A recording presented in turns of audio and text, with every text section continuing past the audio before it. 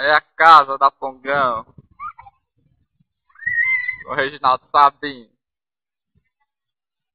Vamos lá pro fundo pra ver como é que fica. Não, olha os fundos aí. Olha o casarão da Pongão, moleque. Ei, Dani. Dá um alô pro velho. Ei, que é isso mesmo? Eu tô esperando por aqui, hein? Dia do aniversário seu, hein? Esperando. Pronto. Tu.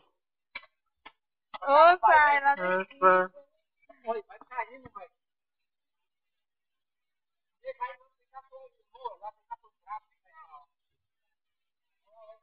Reserva seu barraco. Tô andando aqui no meio da rua. No meio da rua de Goianésia, no interior de Goiás. Tanto que aqui parece Samambaia. Ah, é demais. Eu não gostei não.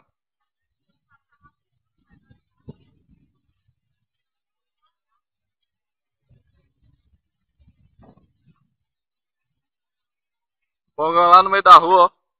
Tá no meio da rua, guri. Olha o barraco da véia. Olha o barraco dela.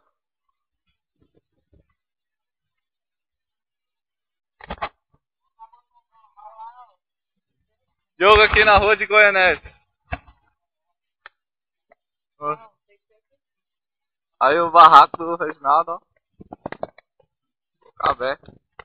Pra não dizer que eu tô mentindo, eu vou entrar lá dentro. Vou conhecer o interior da casa. Chegando aqui, de novo. Vocês têm uma noção da casa. Olha o tamanho da área. Parece o Reginaldo Sabino, proprietário da casa.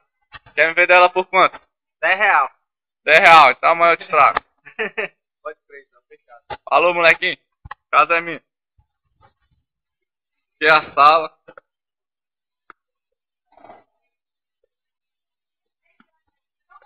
Nós estamos arrumando os bagulho.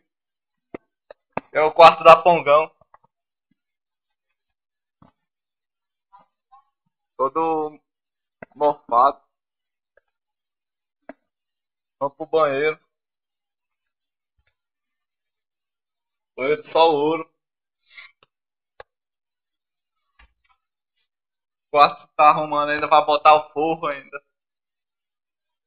O quarto do Dani.